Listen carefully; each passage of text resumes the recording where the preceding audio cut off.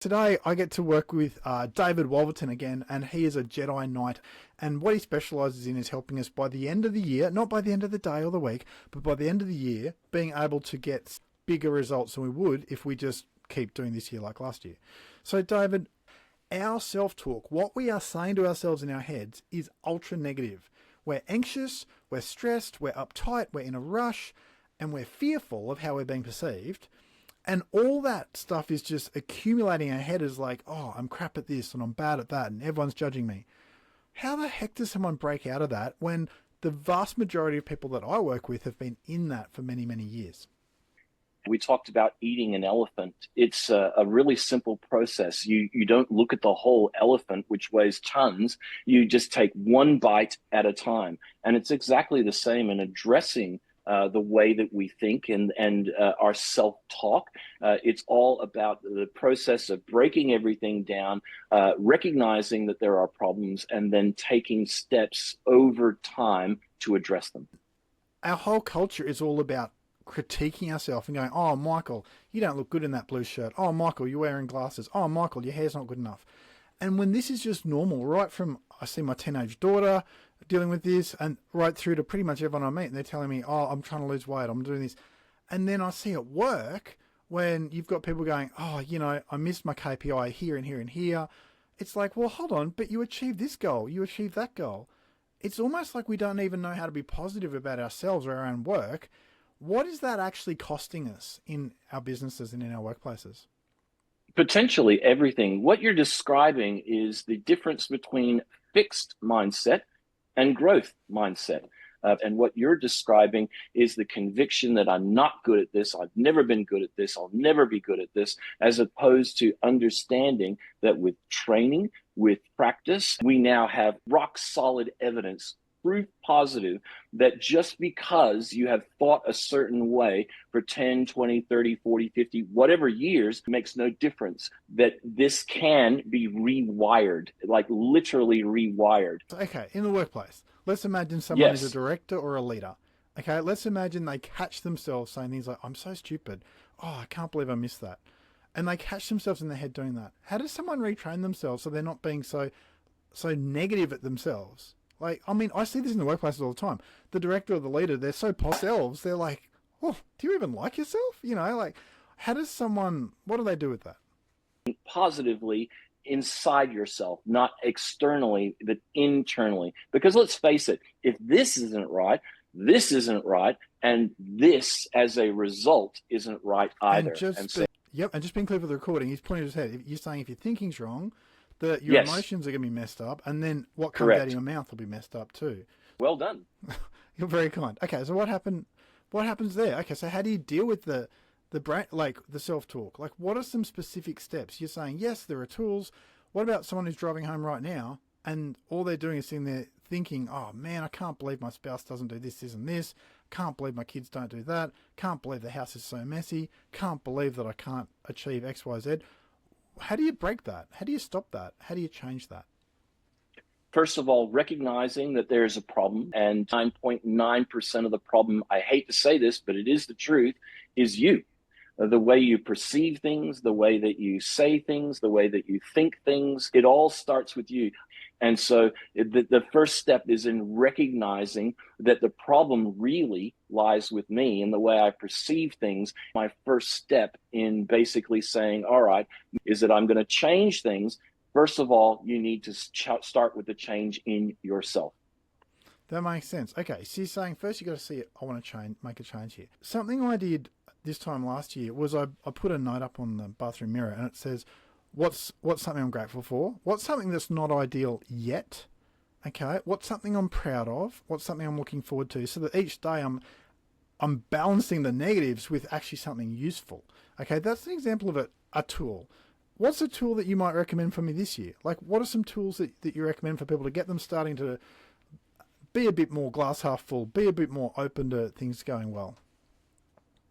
I'm a big fan of setting goals. I have just finished the process of doing my 30-year plan, my 15-year plan, my 10-year plan, my 5-year plan, and my 12-month plan. So what I do is I say, all right, where do I want to go in the future? Where do I want to be in 30 years? And then I work backwards and I set goals accordingly, break everything down into bite-sized chunks. I want to be a person that it doesn't matter what other people are doing. I'm in control. I'm calm. I'm cool. I'm collected. I'm thinking right. I'm reacting right. I'm seeing everything as a training opportunity, an opportunity to grow that brings out the best in everyone. And that's how you do it. You break it all down just like this. I love it. Okay, you make me feel so normal because I actually wrote down 60 goals for my year.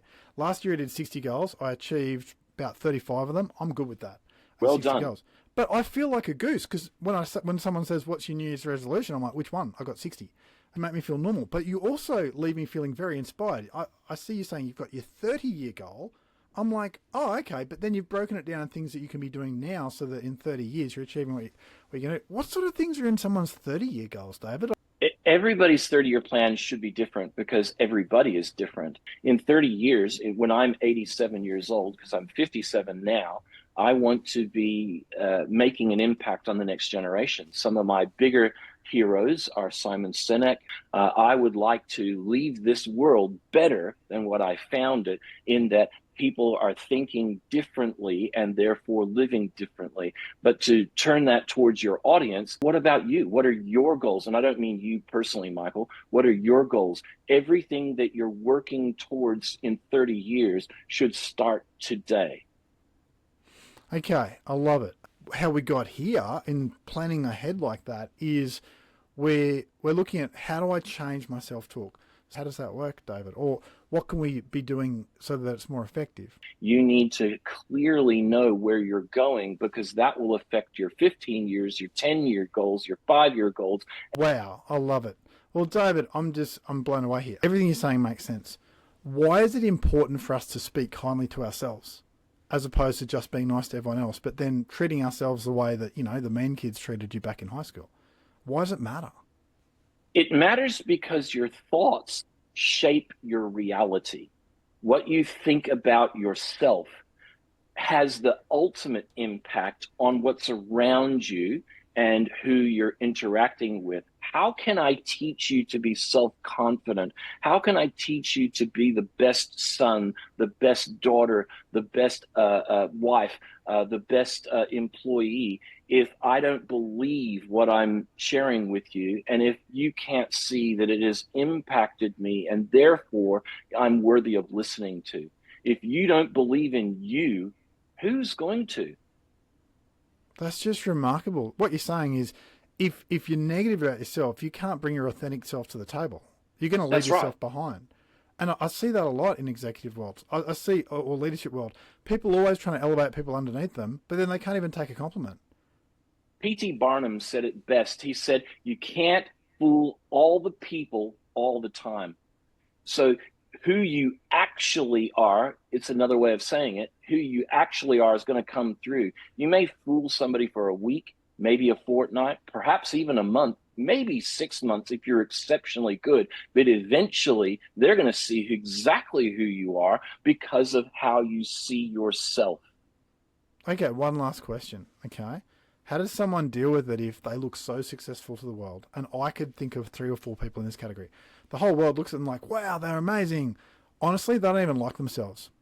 If they're sitting alone at home at night, looking into a glass of alcohol, going, they don't even like themselves. How does someone rebuild from that point? It's going to take external help. And if I was going to show you my personal goals over the next 12 months, some of them include dealing with psychological trauma that I suffered when I was a young child.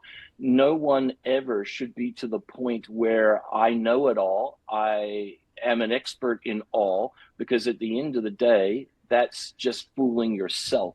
If I want to be the best version of myself, I have to deal with the things that I know that I need to deal with. Take an honest stock of where you are and include in your goals addressing the faults and the failings that we all have as human beings. Wow, that's amazing. What you're saying is make a start, have a crack, get some help if you need it, but don't sit still. And you're saying, even you at your age, with your life experience, you're like, yeah, I'm still working on some stuff. So bad. Like, wow. I think if we're going to be honest with each other, the only person who has it 100% together is in their grave. Every person has something that they should be dealing with. I love it. Well, David, if someone wants to find out more about what you do, and I know so many people who would benefit from what you do, what's your website? Where do they find you? Okay, it's wolverton.net.au, www.wolverton.net.au. Wolverton.net.au. I love it. David, thanks for hanging out with us. You are an inspiring guy.